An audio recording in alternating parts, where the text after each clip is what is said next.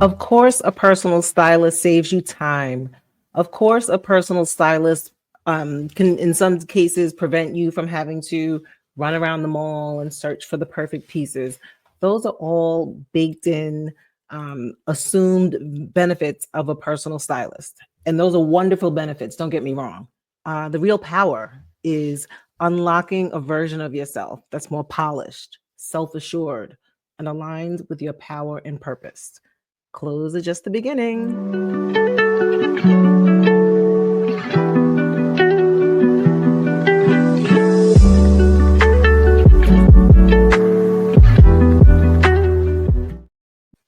Welcome to The Secrets of Stylish Women, where we explore style as a form of self expression.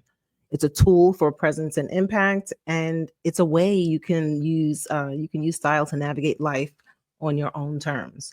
This podcast is for women who want to get more out of their wardrobes and life. They want to embrace style as a powerful force for confidence, reinvention, and self discovery. It sounds like a bunch of BS, right? But it's not. I have used style as an integral part of my career strategy, life strategy, and as a way to make me feel good about myself and to differentiate myself. And, if you take a look around the world, it's easy to get overlooked. It's easy to think that, everything that I try to do, there's a million other people doing it, or there's no real way for me to stand out. And there are many ways to stand out. And one of them is by embracing the power of style. And I'm going to talk about those benefits, those intangible benefits, the things you can't say, well, as a result, I got XYZ in terms of, numerical numerical measurements.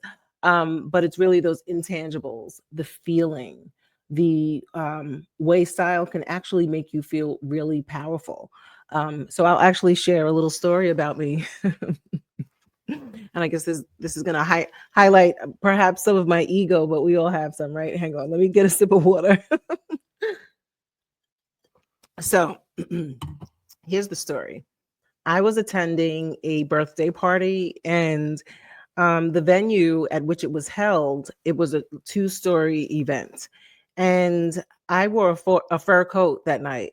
My mother bought a fur coat back in the 1980s, a raccoon, a full length. Well, it's full length on her. She was shorter than me.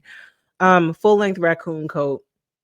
And she used to let me wear it occasionally. She quickly grew out of the phase where she felt like, she wanted to wear it. So I would borrow the fur coat occasionally, and eventually she gave it to me. And there was an event, and it was after I became a first-time mother, and I was fortunately able to, lose most of the baby weight and fit back into my clothes, things like that. And I wore this really slinky dress. It was a strapless dress, and not strapless. It had spaghetti straps actually. It was nice, and it was kind of form fitting, and I looked cute. I remember the shoes I had on and everything, and I wore that fur coat. And when I went into the venue for this event, I was accompanied by my boyfriend at the time. We walked in together, and I was disappointed to learn that the coat check was on the first floor because everybody wouldn't be able to see me walking with the fur coat on. I'm being honest. So I didn't check my coat. I went upstairs, went upstairs to the event, entered the ballroom, and made a dramatic point of slinkily letting the the fur coat cascade off of my shoulders. I was doing the most, but I felt powerful.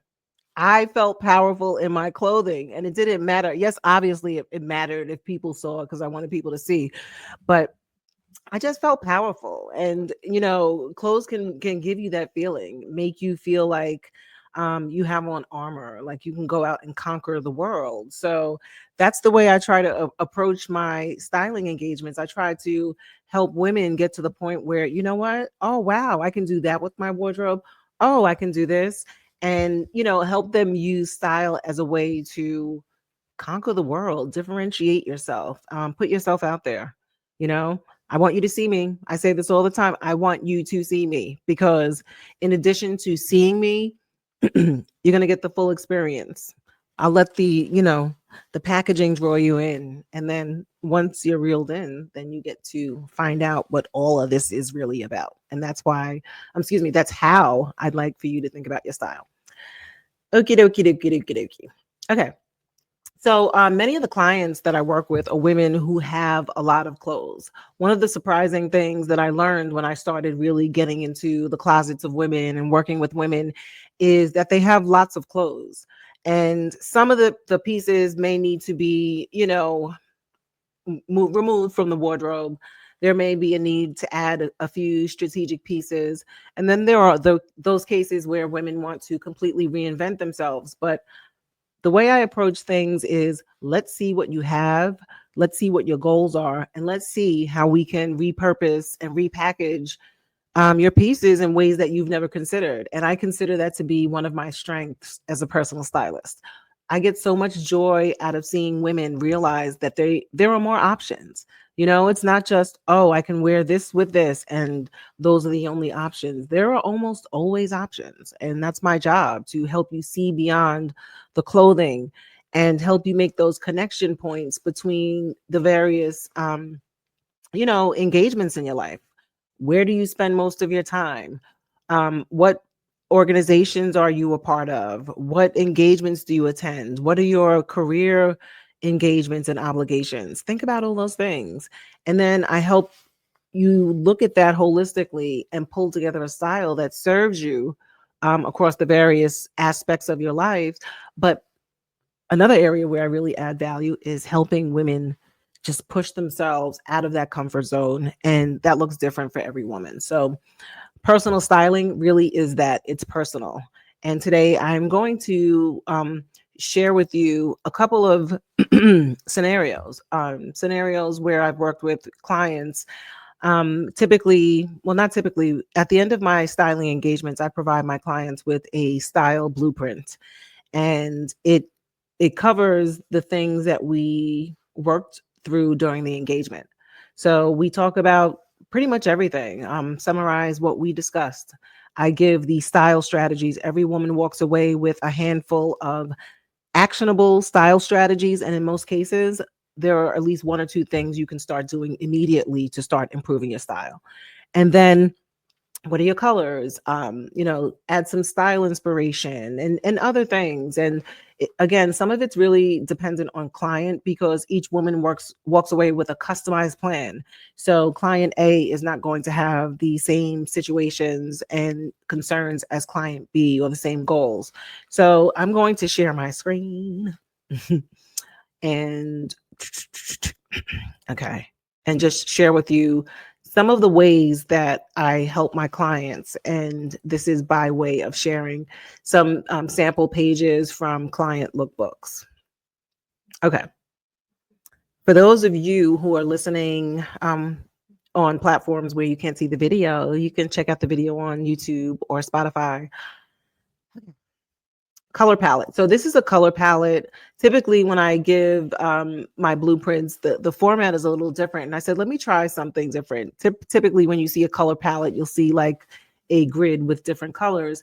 But I used pieces that we acquired during the style engagement to show the range of colors, and not only just the range of colors in the color palette, but the range of items that we, worked with and selected during the style engagement. So this is the color palette, and this particular client looked great in many colors and embraced neutrals as well as fun accent pieces and colors. So this pretty much shows that.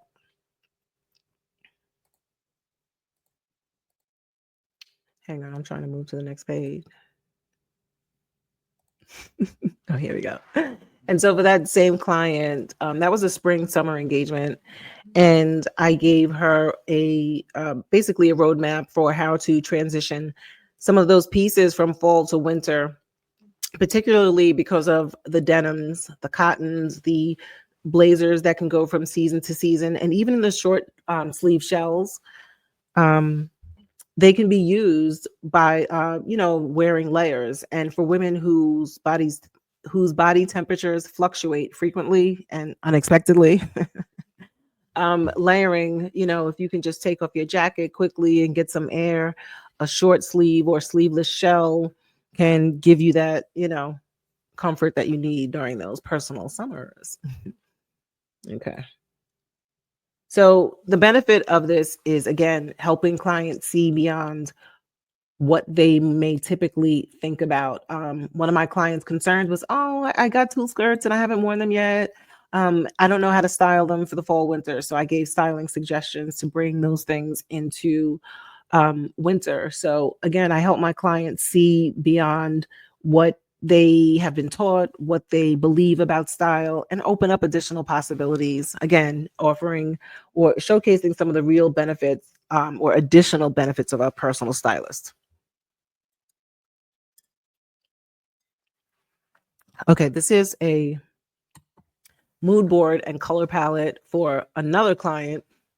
And this particular mood board is something that I had her put together because she was having a hard time articulating her style. And words are powerful. I love words. Language is a powerful tool. However, in certain instances, visual is the best way to share ideas and thoughts and feelings, actually. So when she pulled this together, it gave me some insight into what she was looking for. You can see her color palette on the right hand side, and her words were powerful, creative, feminine. Those are the feelings that she said that she wanted to evoke when getting dressed. And when I get insight like that from a client, it helps me develop a plan for helping them see their wardrobes in a different way, a plan for shopping. This client, we didn't even do any shopping. It was more about understanding her style goals, working with what she had in her closet, restyling things, developing a plan. So when she was ready to shop, she knew how to shop and what to look for. And, one of the things I got from this mood board is, and I see it as at the bottom, it says there's a carefree elegance and sexiness and effortlessness within your mood board. And I recommended that she only add items to her wardrobe that made her look and feel that way. And then when we took it a step further, I identified Jennifer Aniston as one of her style icons whose style she could model herself after.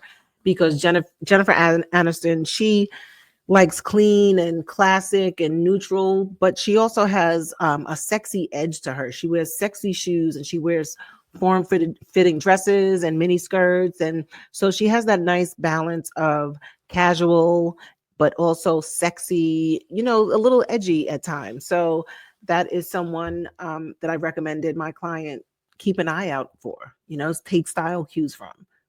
And generally, I recommend that each of you have at least 3 style icons that you can draw from to kind of give inspiration when you are pulling your style together. You never want to just draw inspiration from one person. You always want to add your own little special sauce to things. All right.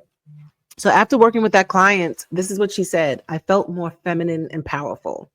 I feel inspired and hopeful, not only about clothing. And then this is the funny one. She said, your energy and wisdom is inspiring to me. I need to say, F it. I'm doing me much more. So I love that. I love helping excuse me, woo, helping to help women see the power of style and see that they are actually already have a lot of the tools that they need to develop the personal style. They just need encouragement. That particular client actually also one of the things I told her was to trust your style instincts, because while working together, she doubted herself, but her ideas were actually things that I would have recommended that she do anyway. So you have to start trusting yourselves, ladies, trust yourselves a little bit more. Like, research what you want in style. Take a look at the pieces that make you feel good today. Like, start identifying the things that make you look and feel good. How do you feel when you wear certain items? Like, I have this denim boiler suit that I got from Banana Republic a couple of years ago, and it's heavy duty denim.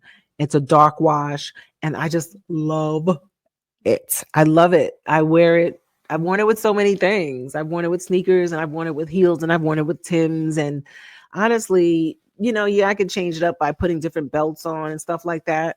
I don't even try to change it up. I just love wearing it, and it's so comfortable. It makes me feel good because I actually feel sexy in that. I feel sexy because I don't know. I just feel I like the way it looks on me. I like the way it makes me feel. So the right clothes can really make you tap into feelings that can propel you to have a wonderful day or make you have a pep in your step or be a little nicer. We need some niceness in this world. It's a crazy place right now, right?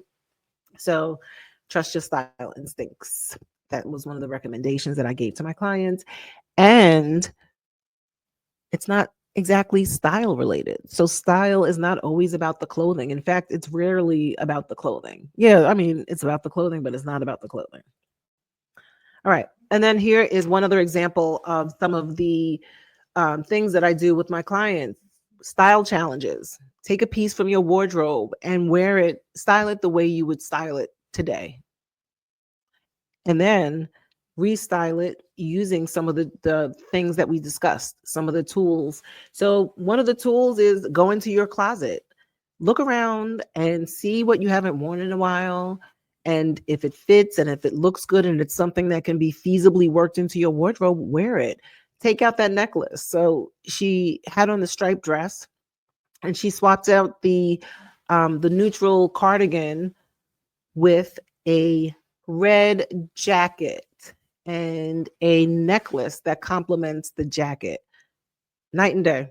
It's those little things. But often, again, we get into these style ruts and we think that, okay, let me just grab what's easiest. But guess what, ladies? There are so many ways you can differentiate yourself and improve your skills and improve your knowledge base and things like that to give you an edge. Style is something that every woman can leverage to improve or shape or change perception.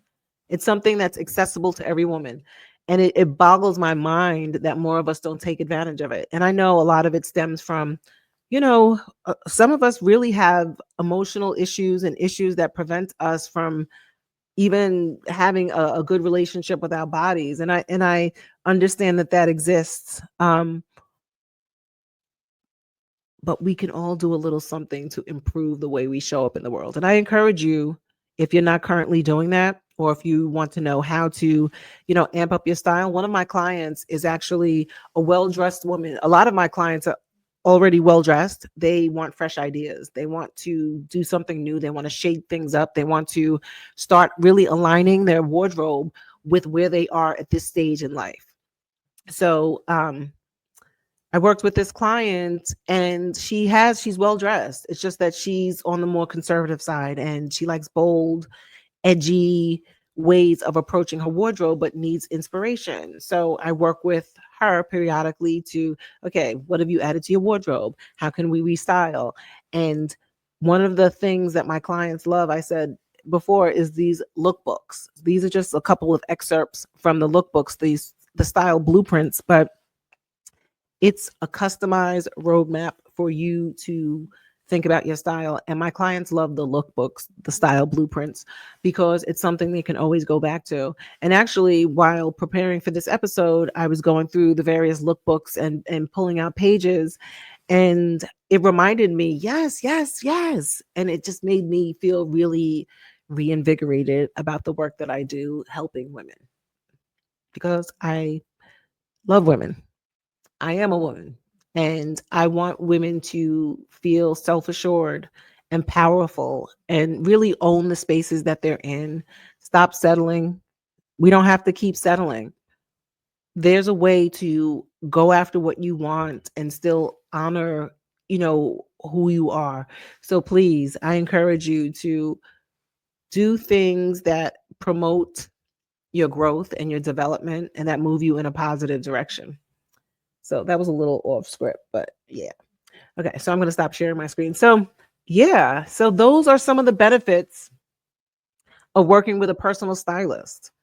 Having a launching pad to learn how to shop for yourself or identify pieces that work for you or to use the pieces that you have in different ways. That's a big thing. A lot of you, I know you're guilty of this too. You have like a whole case of jewelry that you don't wear. You have shoes that you don't wear. Start wearing your stuff. Start wearing it. You don't have to have an occasion. I'll be honest with you. I've been in a little rut lately myself, and I've been wearing the same pieces repeatedly. And part of that is due to the fact that I'm starting to look at my style a little differently. In years past, I would think that having a big wardrobe, like you see all these women on social media and celebrities with these humongous wardrobes. And I'm not saying that that would never be me. Okay. I'm not saying that at all. But what I'm saying is right now, for this point in my life and the way my life is structured, I don't feel the need to buy a lot of things. And in fact, I'm reevaluating my wardrobe now. There are certain things that need to go, and there are certain things that I need to accommodate the woman I am today. Like I need shells. Okay, I need tanks and I need shells and I need things without sleeves because when I'm having a hot flash or one of those moments and I need to quickly get some relief, I'm ripping something off, okay? And I need to make sure that everything is covered. Anyway, so clothing is something that I want to continue to use and that I will always continue to use to make a statement, to differentiate myself, to make myself feel good and all those things. But it also has to be more functional and it also has to make me feel more comfortable. So I'm incorporating more of those things into my wardrobe. Woo! Okay. So typically, or what I'm going to be doing with each of these episodes is giving you either a style prompt or an action item so you can feel empowered and have some next steps in terms of improving your personal style. So if you're listening to this episode, you have probably considered working with a personal stylist, or you may want, wait, what I said. You may have considered working with a personal stylist and haven't done it yet because you're not really sure what to do, or you've worked with a personal stylist, or you just want to hear me, and I appreciate all of that. So thank you for joining. I'm going to give you a couple of tips to help you navigate the landscape and find a personal stylist who works for you. So hang on. I need to build in some water breaks here, right? Mm, okay. So, personal stylists, we help you see beyond the clothing. And if you're trying to find a personal stylist that works for you, there's a little work that you probably have to do. So, when is the right time? First of all, when is the right time for hiring or thinking about hiring a personal stylist? If you feel like you're stuck in a rut, if you're looking for a way to shake things up a bit, if you feel like your wardrobe no longer aligns with who you are as a person and what you believe in, if your body shape has changed significantly in any way, you may want to, hire a personal stylist to help you work through that. And if you keep buying clothing and you don't have a strategy and you wind up with, duplicates or things that that looks very similar, or you don't know how to style your pieces and you have, a whole section of things you've never worn, it may be time for you to, hire a personal stylist. So when you do that, check out their social media, check out their websites, get a feel for who they serve. What's their philosophy on fashion? Do they serve women in your demographic? There are personal stylists out there for just about every demographic, new moms, queer people, older women, younger women, women just coming out of college. And I mean, there's a stylist for everyone. So find out if that stylist has your particular philosophy. And you don't want to necessarily select someone who's an exact match. You want someone who's going to help push you out of your comfort zone, seriously, because what's the point? What's the point of hiring a personal stylist if you're going to hire someone who's going to give you what you what you're giving today. No, you want something a little bit different. And of course, there have to be some commonalities. So have they what is their video content like? Have they been interviewed in on any media platforms? Do they have their own platforms? Do they have, social media videos? Some of this sounds common sense, but um, listen to their podcast, like what you're doing now, and get to learn about their personality and do their values align with yours? And have they worked with organizations before? And what actually do they do? What are the services they provide?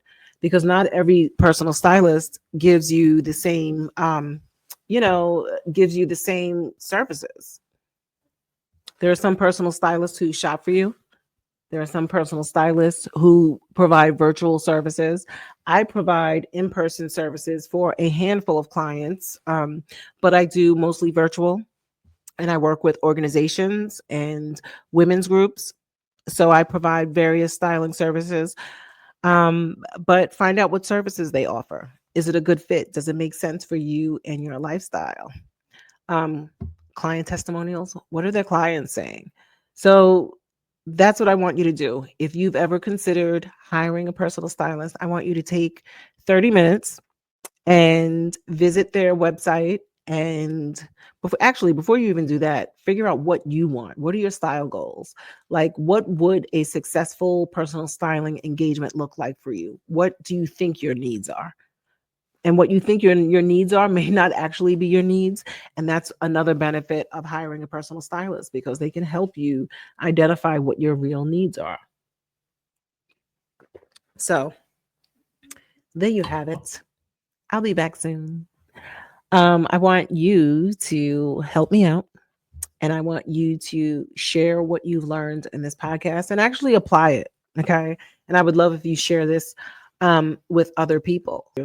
I generally don't stress out when I go to an event um, due to a dress code. Some dress codes nowadays are vague and ambiguous, and you just don't really know what to wear. And instead of stressing yourself out with these dress codes, the next time you're invited to an event, yeah, pay attention to the dress code. It may give you some guidance, but it may not be specific, like sophisticated chic or casual rugged, or whatever the dress code is.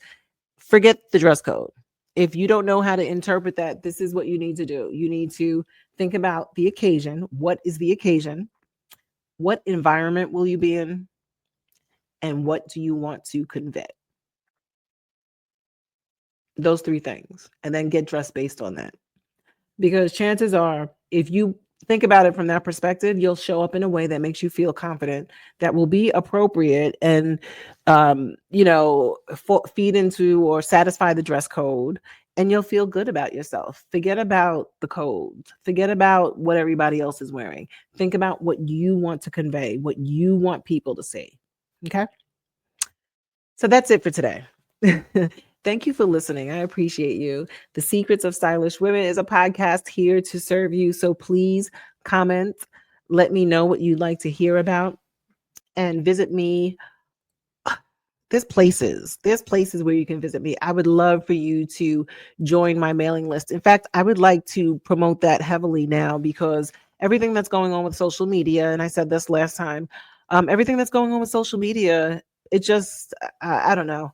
I would love to have you join my community, thefearlessfashionista.com. Join my mailing list. Go to the website. The URL is on the site, but it's the Fearless Fashion on the screen. It's thefearlessfashionista.com / join the list. And this is where you get to hear from me directly. It's more of a personal conversation, and I share details about my journey, and I share details about how you can elevate your style and ways for you to think about your style beyond the clothing. So join my list. You can check me out on Instagram, and you can check me out on Facebook. Man, I'm not really on Facebook that much, and I may not be much longer, but I've joined Fanbase. So that is also a social media platform. It is owned by a Black owner, Isaac Hayes III. Yes, from the Isaac Hayes family, the musical family. So I'm going to be dabbling on Fanbase, and I don't know, maybe experimenting with some different type of content and building up a presence there. I'm looking for alternative channels. So stick with me and, visit me, fearlessfashionista.com.